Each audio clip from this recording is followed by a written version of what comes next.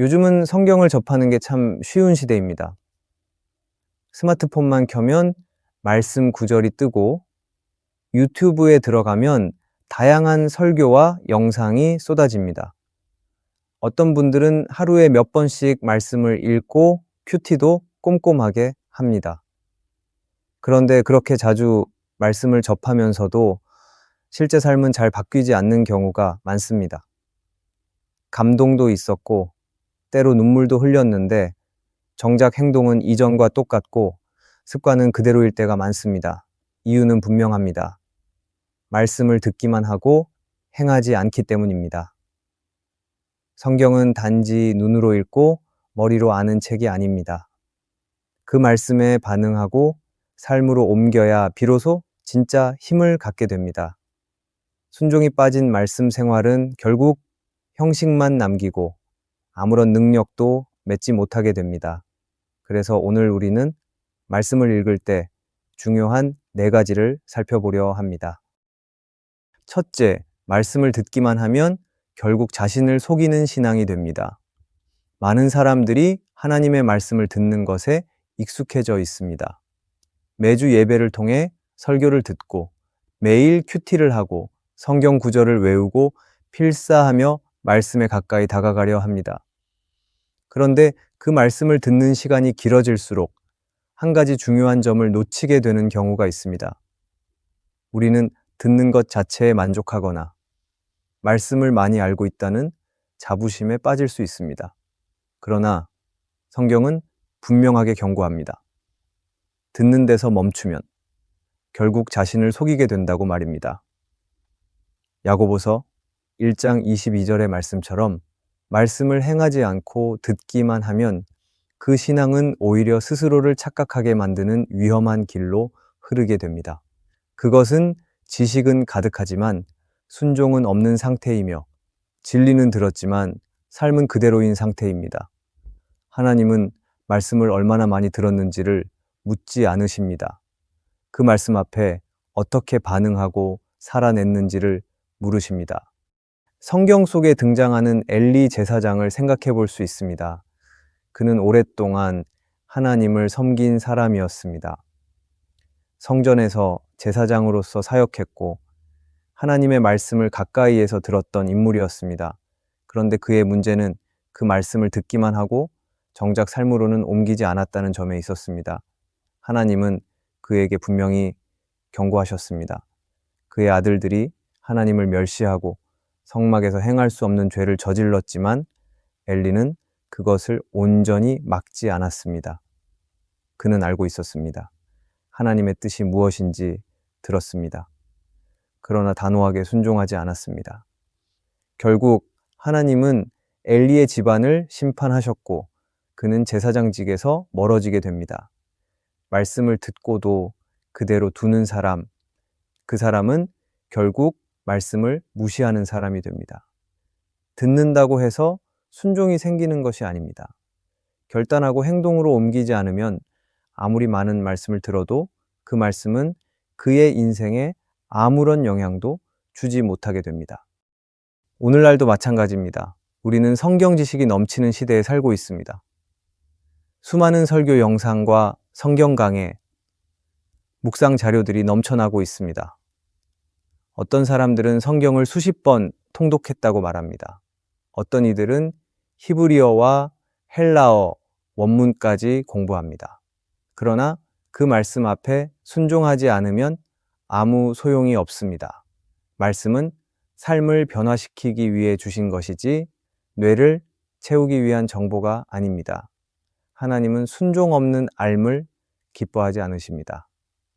오히려 더 큰 책임을 요구하십니다. 말씀을 들었으나 그대로 행하지 않으면 우리의 마음은 점점 굳어집니다. 처음엔 찔림이 있고 양심이 작동되지만 반복적으로 행동하지 않으면 감각이 무뎌지고 결국 아무리 강한 말씀이 와도 흔들리지 않게 됩니다. 이것이 바로 영적 마비입니다.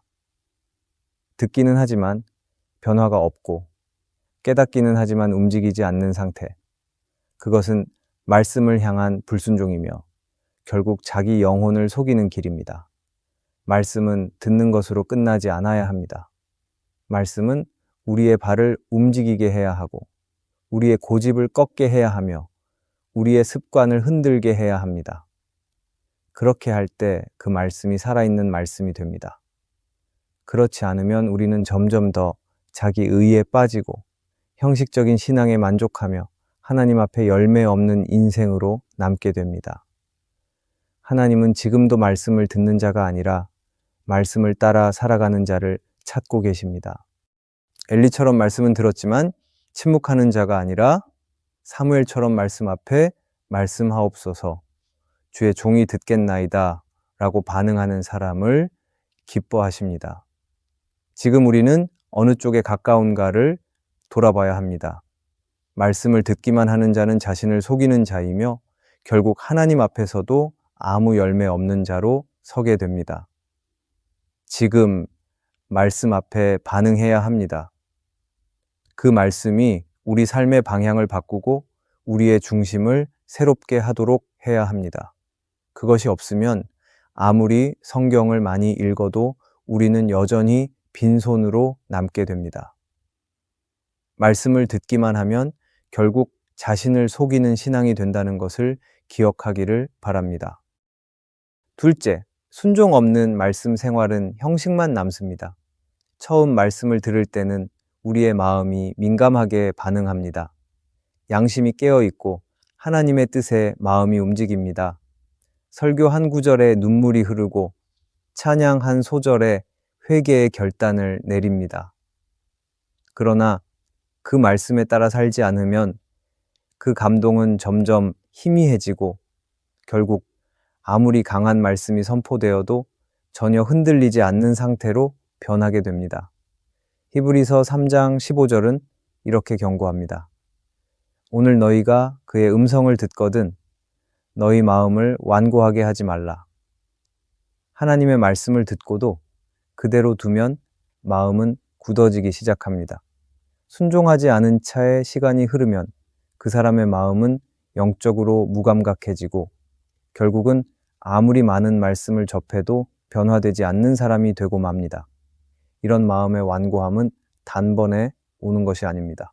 아주 천천히, 그러나 분명하게 우리 안에 자리 잡습니다. 말씀을 들었지만 이번 주는 좀 바빠서 혹은 이건 다음에 하자라고 미루는 순간부터 마음은 조금씩 무뎌지기 시작합니다. 반복되는 미루기, 작지만 계속된 불순종은 결국 하나님 앞에서의 민감함을 마비시키고 맙니다. 그래서 말씀을 수없이 듣고도 여전히 예전과 같은 삶을 사는 사람들이 많은 것입니다. 말씀의 깊이가 늘어나지 않는 이유는 순종의 결단이 없기 때문입니다. 우리가 하나님의 말씀 앞에 정직하게 반응하지 않으면 말씀은 더 이상 우리를 살리는 도구가 아니라 우리를 무겁게 하는 짐처럼 느껴지게 됩니다. 이런 모습을 성경 바로 왕에게서 볼 수 있습니다. 출애굽기에서 하나님은 모세를 통해 바로에게 계속해서 말씀하셨습니다. 내 백성을 보내라. 바로는 그 말을 들었고 하나님의 능력도 경험했습니다.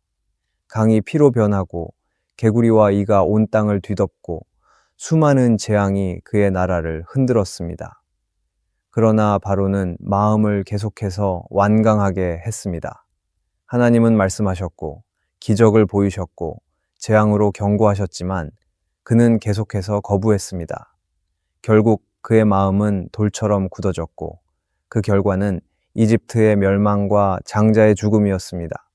하나님은 말씀으로 우리에게 기회를 주시지만 그 말씀을 무시하고 계속해서 거절할 때 심판이 임하게 됩니다. 오늘 우리도 하나님의 음성을 듣고 있으면서도 마음을 열지 않고 있는 부분이 있을 수 있습니다. 용서하라는 말씀을 듣고도 여전히 미움을 품고 있다면, 내려놓으라는 말씀 앞에서 여전히 고집을 부리고 있다면, 순종하라는 명령 앞에서 아직도 핑계를 대고 있다면 우리는 바로처럼 점점 마음이 완고해지고 있는 중입니다. 무서운 것은 이 완고함이 자기도 모르게 자라난다는 것입니다. 말씀을 많이 듣고 있으니 괜찮다고 착각하지만 실은 말씀에 반응하지 않고 있기 때문에 점점 하나님의 뜻에 둔감해지고 있는 것입니다. 하나님은 지금도 살아있는 말씀으로 우리를 부르십니다. 그 말씀은 우리를 살리기 위한 것이며 순종을 통해 진정한 생명으로 이끌기 위한 도구입니다. 마음이 완고해지기 전에 하나님 앞에 나와 무릎 꿇고 반응해야 합니다. 감동은 짧지만 결단은 깊어야 합니다. 지금 내 마음은 하나님 말씀 앞에서 민감한가 아니면 이미 단단하게 굳어져 있는가를 돌아봐야 할 때입니다. 하나님의 말씀은 지금도 들려오고 있습니다. 중요한 것은 내가 그 말씀 앞에 어떻게 반응하고 있는가입니다. 우리가 말씀 앞에 순종하기를 바랍니다. 셋째, 말씀을 행할 때 능력이 나타납니다. 말씀을 많이 아는 것이 곧 능력은 아닙니다. 말씀을 얼마나 외우고 있느냐보다 그 말씀대로 얼마나 살아가고 있느냐가 중요합니다. 진짜 능력은 말씀을 순종하는 데서 나옵니다. 많은 사람들이 말씀을 배우는 것에 집중하지만 말씀을 살아내는 데는 머뭇거립니다. 그러나 하나님의 능력은 지식 위에 임하지 않고 순종 위에 임합니다. 말씀을 아는 것은 시작일 뿐이고 말씀대로 사는 것이 하나님과 함께 걷는 진짜 길입니다. 초대교회의 역사를 보면 분명히 알 수 있습니다. 그들은 말씀을 단지 가르치고 배우는 데 그치지 않았습니다. 사도들의 가르침을 따라 서로의 삶을 나누고 자신의 재산을 내어주며 말씀대로 살아가려 애썼습니다. 그래서 교회는 세상의 빛이 되었고 박해가 있어도 복음은 꺾이지 않았습니다. 그들은 외웠기 때문에 위대했던 것이 아니라 순종했기 때문에 능력이 있었습니다. 복음의 능력은 단지 말에 있지 않고 그것을 따르는 삶에 있습니다. 이런 순종은 언제나 고난을 동반합니다. 말씀대로 산다는 것은 때로 세상의 조롱을 감수하는 것이고 손해를 감당하는 것이며 익숙한 길 대신 좁은 길을 선택하는 것입니다. 그러나 바로 그 자리가 하나님의 능력이 나타나는 자리입니다. 말씀을 따라 살면 반드시 그 길에 십자가가 있지만 동시에 부활의 능력도 함께합니다. 바울이 고백한 것처럼 우리는 예수님의 고난에 참여함으로 그의 부활의 능력을 경험하게 됩니다. 성경에 나오는 다니엘을 떠올려 봅니다. 그는 왕의 명령을 어기고도 하루 3번 하나님께 기도하는 삶을 멈추지 않았습니다. 율법을 지키는 것이 자신의 생명보다 더 중요했습니다. 결국 사자굴에 던져졌지만 하나님께서는 그 순종을 통해 다니엘을 보호하시고 오히려 그를 높이셨습니다.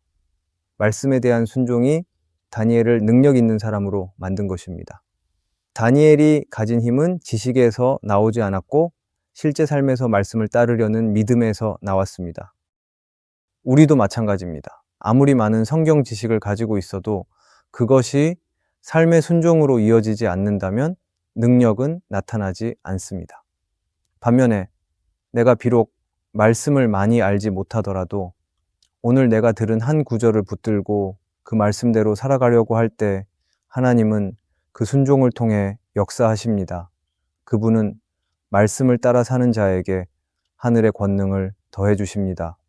그러니 이제 우리는 말씀을 알고 만족하는 사람이 아니라 그 말씀을 살아내는 사람으로 나아가야 합니다. 그때 진짜 복음의 능력이 우리 안에 드러나게 됩니다. 우리가 말씀을 행할 때 능력이 나타난다는 것을 기억하기를 바랍니다. 넷째, 성경을 읽는 목적은 삶의 변화입니다. 우리가 성경을 읽는 이유는 단순히 감동을 받기 위함이 아닙니다. 말씀을 읽을 때 감동이 찾아오는 것은 분명 귀한 은혜이지만 그것이 끝이 되어서는 안 됩니다. 성경은 감상용 책이 아닙니다. 하나님의 말씀은 우리의 마음을 흔들고 생각을 바꾸며 결국 삶의 방향을 바꾸는 능력입니다. 그래서 성경을 읽는 진짜 목적은 우리 존재 전체가 하나님 앞에서 새로워지는 데 있습니다. 우리가 말씀을 대할 때마다 욕심이 꺾이고 고집이 무너지고 내 뜻이 아닌 하나님의 뜻을 따라가게 되어야 합니다. 말씀을 통해 변화를 경험한 수많은 인물들 가운데 베드로를 떠올려 볼 수 있습니다. 그는 처음엔 충동적이고 자기중심적인 사람이었습니다. 그러나 예수님의 말씀을 듣고 그 말씀을 마음에 품고 따르며 변화되었습니다. 가장 결정적인 순간은 부활하신 예수님이 갈릴리 바닷가에서 베드로를 다시 부르셨을 때입니다. 예수님은 그에게 3번 묻습니다. 네가 나를 사랑하느냐? 그 질문은 단지 감정을 확인하려는 말이 아니라 삶 전체가 바뀌기를 원하시는 부르심이었습니다. 그 말씀 앞에 베드로는 자기를 내려놓았고 그날 이후 그는 완전히 다른 사람이 되었습니다. 말씀을 통한 진짜 변화는 그처럼 삶의 중심을 바꾸는 힘입니다. 우리의 묵상도 마찬가지입니다. 매일 성경을 펴고 말씀을 읽는 것이 습관이 되는 것 중요합니다. 하지만 그 습관이 기계적인 반복으로 끝나버리면 안 됩니다. 말씀은 우리 안에 무너진 기준을 다시 세우고 흐트러진 마음을 다시 붙잡는 하나님의 도구입니다. 그래서 말씀은 늘 결단을 요구합니다. 내가 어디에 서 있는지, 무엇을 위해 사는지를 다시 묻게 합니다. 말씀을 읽고도 아무 변화가 없다면 우리는 여전히 자기 생각에 머물러 있는 것입니다. 진짜 말씀은 내 안의 편안함을 깨뜨리고 불편한 진실을 드러내며 결국 나를 하나님 앞으로 이끌어갑니다. 팀 켈러는 그의 책 예수에서 이렇게 말했습니다. 말씀은 우리의 상처를 치료하기도 하지만 먼저 그 상처를 드러냅니다. 하나님은 말씀을 통해 우리 안의 우상을 꺾고 그 자리를 예수로 채우길 원하십니다. 이처럼 하나님의 말씀은 단순히 위로만 주는 책이 아니라 내 안의 잘못된 욕망을 다루고 결국에는 거룩한 삶으로 이끌어가는 능력입니다. 하나님은 말씀을 통해 우리를 새롭게 하시고 그 순종을 통해 세상을 바꾸십니다. 말씀 앞에 설 때마다 우리는 그 하나님의 초대 앞에 서 있는 것입니다. 성경을 읽는다는 것은 내 뜻대로 살던 삶을 내려놓고 하나님의 뜻을 따르겠다는 고백입니다. 그 고백이 우리의 태도와 행동을 바꾸고 결국엔 우리의 삶 전체를 변화시킬 것입니다. 그러므로 성경은 지식을 쌓기 위한 도구가 아니라 우리가 하나님의 사람으로 빚어지는 통로입니다. 이 말씀 앞에서 날마다 다시 시작하고 다시 결단하며 살아가야 합니다. 말씀은 결국 순종하는 자에게 능력으로 임하기 때문입니다. 우리는 모두 말씀을 가까이 하고자 애쓰며 살아갑니다. 그러나 그 말씀을 얼마나 읽었느냐보다 더 중요한 것은 그 말씀 앞에서 내가 얼마나 무릎 꿇었는가 하는 점입니다. 아무리 성경을 많이 읽어도 아무리 말씀을 잘 알고 있어도 그것이 삶의 변화로 이어지지 않는다면 결국 하나님 앞에서는 아무 소용이 없습니다. 말씀은 머리로 쌓아두는 지식이 아니라 삶으로 살아내야 할 진리입니다.